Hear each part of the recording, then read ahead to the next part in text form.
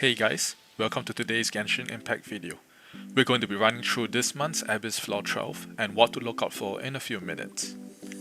This video is not a speedrun guide and assumes that you can clear Floor 11 comfortably but struggle to obtain 9 stars for Floor 12. This video will try to stay away from recommendations for specific characters or builds since everyone's account will be different depending on your time and Primogem investment. Instead, we attempt to focus on unique enemy mechanics, attack patterns to look out for, and accessible ways to deal with them as efficiently as possible purely through gameplay execution.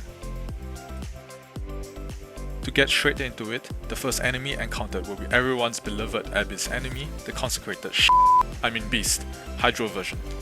It has increased elemental resistance across the board, especially against Hydro attacks. Resistance Shred is preferred if available, however, the most reliable way of getting a damage window in is to look out for this particular attack and animation, after which, use Hydro or multiple other elemental attacks to destroy the block and hit the consecrated beast once with any attack to damage and stun him. Utilize this window to dish out as much damage as possible.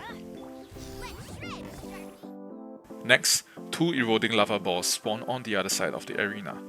These units have no particular resistance but has a fury bar that charges the more pyro damage ticks they take. At certain levels, this causes them to take true damage that removes a chunk of their HP. The fastest way of building fury is the burn reaction, however, don't go out of your way to force the team just for burning if your characters don't allow for it. The second half forces you to commit atrocities against MiHoYo's version of Pokemon. Other than avoiding geo damage, keeping both units grouped together, and stealing your heart enough to murder kawaii animals, there's nothing too special. Just another carefree day in Genshin Impact. After getting away with animal rights abuse, Gravity Bot spawns in the middle of the arena. Once again, avoid geo damage, all while utilizing the decreased gravity to dodge attacks through jumping. Sprint dodges will not work for shockwaves. With proper timing or a shielder as a safety net, the boss is relatively straightforward to beat. Chamber 2 begins with the Dendro version of the Consecrated Beast. Increased resistance to all damage, especially Dendro. Just like before, look out for the following attack animation, hit the block with Dendro or multiple other elemental attacks, and whack the beast where it hurts as fast as you can. The next wave spawns Natlan's latest Mystery Automaton introduced in patch 5.0 at the other side of the arena. The unique mechanic here involves building up the automaton's countermeasure bar by using Natlan character's Night Soul Blessing, after which it turns into Pyro Nuvolette while also taking more damage.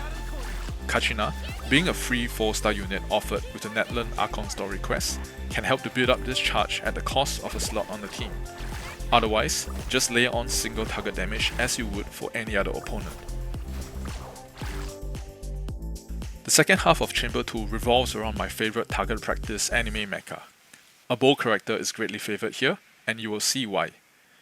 In the initial seconds, the Drake starts with increase or resistance. Use this time to put some distance back with a bow character and aim upwards. After a short delay, the Drake takes off from the ground, during which weak points on the thrusters at each side are constantly exposed.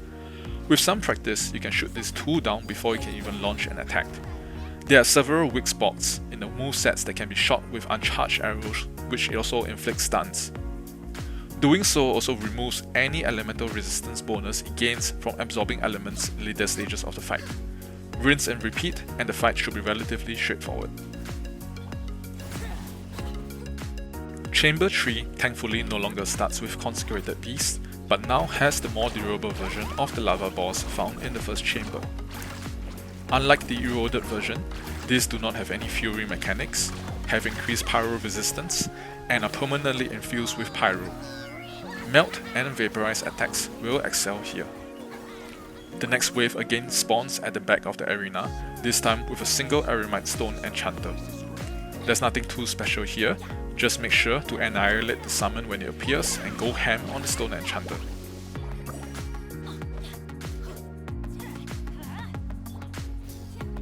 We finally arrive at Floor 12's big bad, the Hydro Chonker. Just like the overworld counterpart, there is complete immunity to Hydro damage.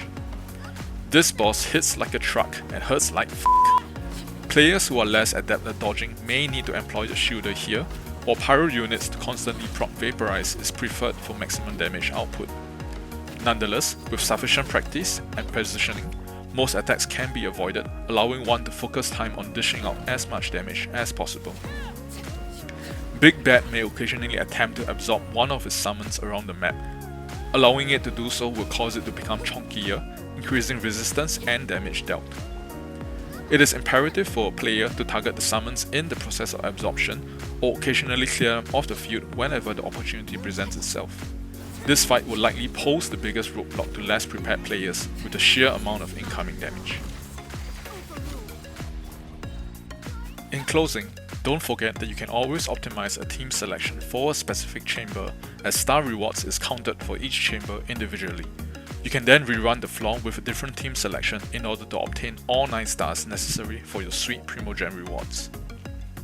If you liked the video, leave a like and subscribe. If you think I suck, leave a comment anyway, any feedback is appreciated. For some sample Floor 12 Abyss clear videos, feel free to check out the description below.